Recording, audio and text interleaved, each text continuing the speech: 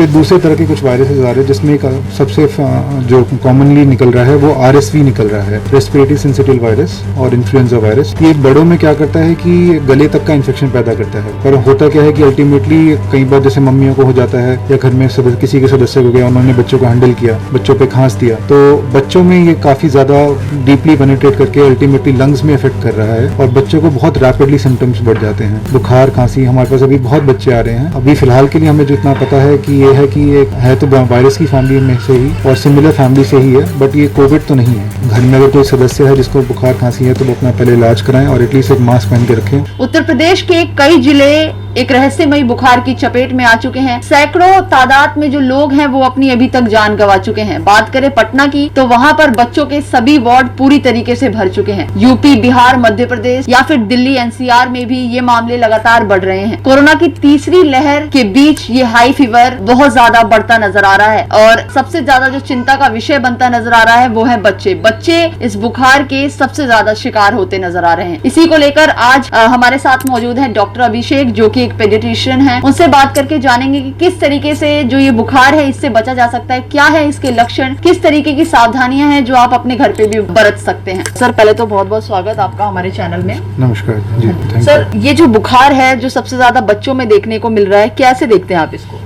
देखिए, एक्चुअली अब ये क्या है कि ये सब ये कोविड है कि नहीं है ये अभी कहना मुश्किल है, बट अभी जितने बच्चों का हम लोग टेस्ट करा रहे हैं उनमें से कोविड पॉजिटिव बच्चे बहुत ही कम आ रहे हैं, लगभग ना के बराबर हैं। तो ये अभी जो हमें पता चल रहा है, जैसे गंगाराम में कुछ और स्पेशल टेस्ट होते हैं, जैसे RT-PCR बेस्ड टेस्ट ही होते हैं, तो दूसरे तरह के कुछ वायरसेस आ रहे हैं, जिसमें एक सबसे जो कॉमनली निकल रहा है वो RSV निकल रहा है, रेस्पिरेटरी सिंसिटिव वायरस और इन्फ्लुएंजा वायरस। ये बड़ों में क्या करता है कि गले तक का इन्फेक्शन पैदा करता है, पर उसके अलावा वैसे ठीक रहते हैं। पर होता क्या है कि अल्टीमेटली कई बार जैसे मम्मियों को हो जाता है या घर में किसी के सदस्य को गया, उन्होंने बच्चों को हैंडल किया, बच्चों पे खांस दिया, तो बच्चों में ये काफी ज्यादा डीपली पेनिट्रेट करके अल्टीमेटली लंग्स में इफेक्ट कर रहा है और बच्चों को बहुत रैपिडली सिम्टम्स बढ़ जाते हैं, बुखार, खांसी। हमारे पास अभी बहुत बच्चे आ रहे हैं कि सीधा ही मतलब पसलियां चल रही होती हैं, बच्चों को सांसने में दिक्कत हो रही होती है, खांसी खूब चल रही होती है, तो निमोनिया के वाले बच्चे बहुत आ रहे हैं। ये अभी कोविड से इसका क्या रिलेशन है नहीं है ये अभी हमें आगे के वक्त में पता चलेगा। अभी फिलहाल के लिए हमें जितना पता है कि ये है कि ये है तो वायरस की फैमिली में से ही और सिमिलर फैमिली से ही है, बट ये कोविड तो नहीं है। तो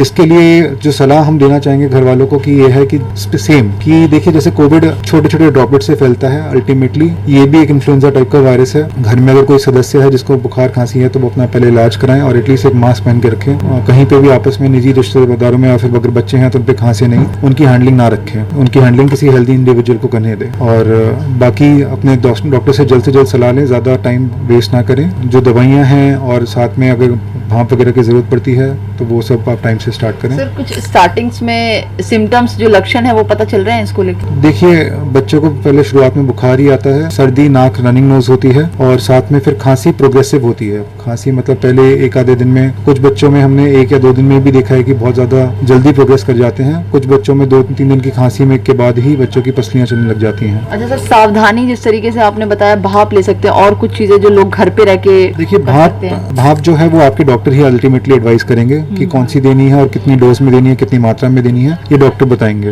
बट आपको बस ये है कि डॉक्टर की सलाह जल्द से जल्द लेने की कोशिश करें, ज्यादा टाइम खराब ना करें। कभी कभार हमें लगता है कि नहीं, हम पहले मेडिकल वाले से दवा ले लें या फिर कुछ से ले लें और फिर देखते हैं, उसमें कभी कभार वक्त खराब हो जाता है, बच्चे की तबीयत ज्यादा खराब हो जाती है, तो वो वक्त खराब ना करें। टाइम से जल्दी अपना इलाज करा के, अपने जांचें करा के उस हिसाब से फिर दवाइयाँ कंटिन्यू करवाएं। अच्छा सर, जो लोग आपने देखा वो कोरोना में भी बहुत से लोग हॉस्पिटल आने से डर रहे थे, उनके लिए क्या कहना चाहेंगे जो हॉस्पिटल आना ही नहीं चाहते इस वक्त, अगर ऐसा कुछ बड़ी बीमारी या फिर ज्यादा उनको फीवर हो गया तब? देखिए, कोविड में जैसे कि सोशल डिस्टेंसिंग मेंटेन होती है, 2 गज की जरूरी, मास्क है जरूरी, यही सेम रूल मेंटेन करते हुए हम भी अपने ज्यादातर हॉस्पिटल्स जो हैं, अच्छे हॉस्पिटल्स, सब अपनी वो मेंटेन कर रहे हैं। ऐसा नहीं कि घर के सारे सदस्य एक बार में हॉस्पिटल चले जाएं। अभी ऑब्वियसली किसी के लिए, सबके लिए सेफ तो नहीं है, बट एटलीस्ट कोई एक केयर टेकर और बच्चे के साथ, और बच्चे को भी एडिक्वेटली कवर करके आप लेके आए। अब जो कोविड जो है उसने बहुत चीजें चेंज कर दी हैं, इम्यूनिटी पैटर्न चेंज किया है लोगों का। बहुत सारे लोगों का पहले इम्यूनिटी अच्छी थी, पहले चीजें अलग थी, पर कोविड हो जाने के बाद भी बहुत बच्चों में जब एक्टिव कोविड इन्फेक्शन तो खत्म हो गया, पर इम्यूनिटी को बहुत ज्यादा तरीके से चेंज कर दिया है कोविड ने। तो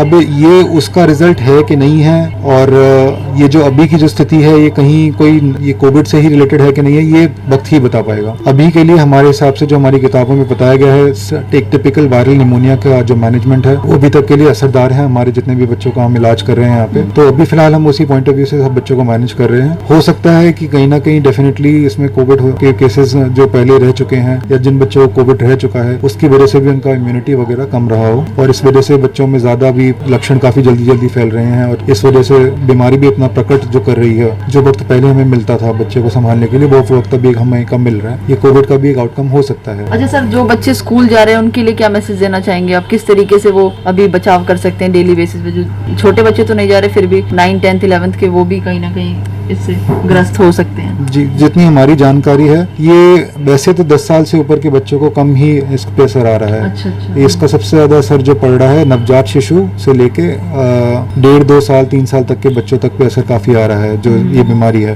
तो ये देख रहे थे आप मेरे साथ डॉक्टर अभिषेक ने किस तरीके से बताया क्या क्या सावधानियां जो है आप बरत सकते हैं और इससे बचाव कर सकते हैं, इस बुखार से बच सकते हैं। क्या क्या उपाय हैं जो आप घर पर भी कर सकते हैं। अगर आपके छोटे बच्चे हैं तो उनको प्रॉपर मास्क लगा के रखिए, सारी चीजों का ध्यान रखिए, घर से बाहर जब जरूरत हो तभी निकलें। कोरोना अभी खत्म नहीं हुआ है तो मास्क लगाना ना भूलें, 2 गज की दूरी का पालन जरूर करें। इस पूरी वीडियो को लेकर आपकी क्या राय है हमारे कमेंट बॉक्स में जरूर बताएं, और अगर आप हमारे चैनल पे नए हैं तो हमारे चैनल को सब्सक्राइब करना ना भूलें।